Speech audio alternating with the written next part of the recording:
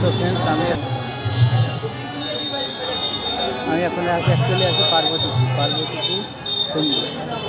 তো এবার পুজো এটা আমার তো প্যান্ডেলে এখনো যাওয়া হয়নি, তো এবার আমরা প্যান্ডেলেও ঢুকবো।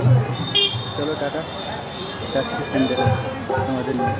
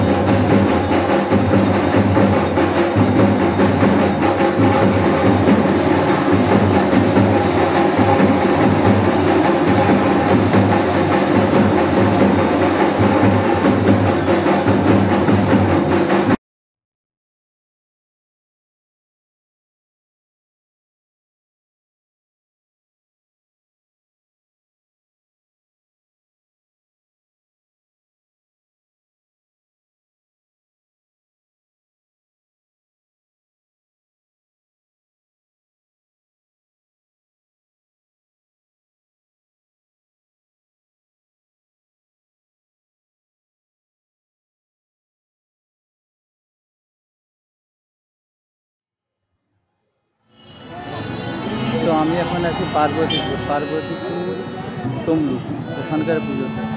তো আমি এই পুজোতে প্যান্ডেল আর ভেতরটাও ঘুরে দেখিয়েছি। তো আমি এবার যাচ্ছি নেক্সট।